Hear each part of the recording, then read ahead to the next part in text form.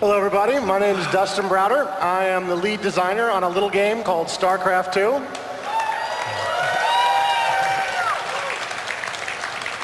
We've got a good panel for you here today.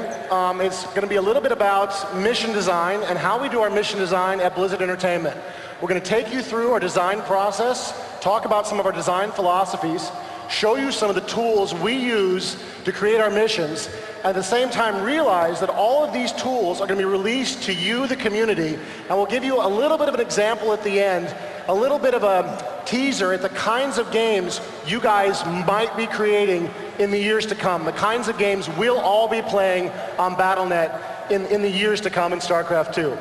Now, to help me out with this process here today, I've got a couple of Blizzard veterans here with me.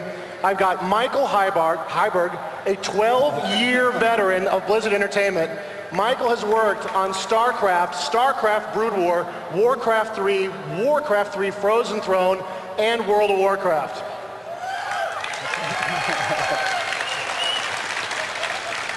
Michael did a lot of the work on the creatures in Outland, working on their special abilities, so if you've been ganked by a particularly nasty creature with a nasty special ability, chances are Mike is responsible. I've also got Matt Morris, another 12-year veteran of Blizzard Entertainment. Matt has worked on StarCraft, on Brood War, he's worked on Diablo, Warcraft 3, Warcraft 3 Frozen Throne, and on World of Warcraft. All right, so I'm going to get this started here. I'm going to turn it over to Mike, who's going to explain some of the sort of history of Blizzard Entertainment's real-time strategy games and how these missions have come to be.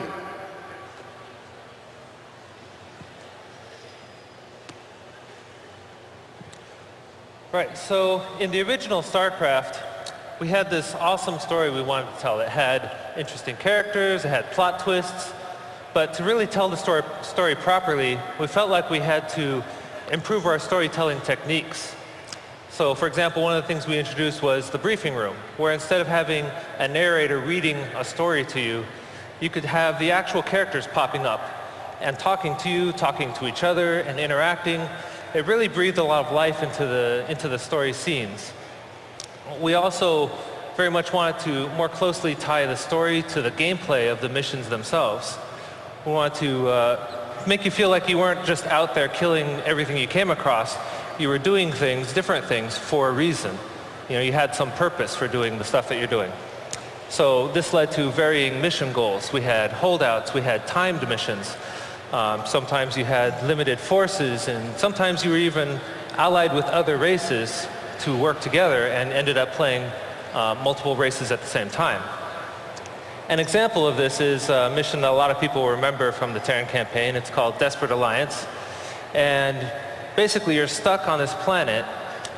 The Zerg are invading, and help is on the way, but you have to survive for 30 minutes while they arrive. So here, you have a reason to do what you're doing. You're not just trying to go out and slaughter an enemy. You're doing it for a purpose. You're trying to hold out while this help arrives. And you're actually, the gameplay of the mission itself is not about building up a massive force and crushing something. It's about building base defenses and placing your troops in positions to intercept the enemy on their way in. It was a very different style of game for us. We also noticed that we started to need unique interface elements that we never needed for the standard multiplayer game. Things like a little timer window up in the top of the screen to tell you how much time you had left on a mission. And it seems like a really small thing by today's standards, but really, at the time, this was one of our first steps to properly supporting a very different gameplay style for the campaigns. So, on to Warcraft 3. Now we're talking about a game that was focused and centered on heroes. And not the type of heroes from StarCraft, you know, up in the battle cruisers and command centers controlling the battle from afar, but heroes that were right there on the battlefield, you know, fighting alongside their units and the rest of the army. So it made sense to take those characters out of the briefing room and put them right there on the battlefield where they can play out the actual combat that's going on, and you could see the conflict and you could see them talking to each other. And this wasn't just in a separate space. This was literally on the same battlefield that you ended up playing the missions on. So it really brought the story mode scenes to life. And we also very much wanted to take it another step towards making each mission unique and different. So we really wanted to change the vary the gameplay of the missions themselves to make each mission feel like their own mini-game. An example of this is, here's a shot from a mission called The Culling from the original Warcraft campaign. And the gameplay of this mission is actually racing against another force. One force is trying to go out and collect a bunch of undead, and you're trying to put an end to that by killing the undead before they can get to it. And sometimes this race involved interfering with the other side to slow them down so that you could reach your goal before they did. It's a very different gameplay style than we've tried before. Another example is the secret mission from the expansion. After the original Warcraft, there was a lot of mods going out into the community, and one of the types of mods was called the tower defense. And there were just tons of them. They had all this great gameplay in them. We said, why don't we try and make a mission around that? Let's throw away all the rules. You're not training, you're not even building structures or training facilities and peons and collecting resources. The whole gameplay is centered around massive armies heading towards your base, and you have to fend them off by strategically placing defensive structures, defensive towers, to whittle down the forces before they got to you. And it's a very different gameplay style than you'd expect to see in any kind of RTS, really. So that brings us up to Starcraft 2. Now in Starcraft 2, we're taking a lot of the same ideas that were developed in Starcraft, in Brood War, Warcraft 3, and the expansion set, and trying to push these ideas forward into sort of a new space and create the same kind of gameplay we've always had, but really expand on it and make it just as deep and awesome as we possibly can. One of the things we have in Starcraft 2 that really helps us out is we just have an opportunity for a lot more story.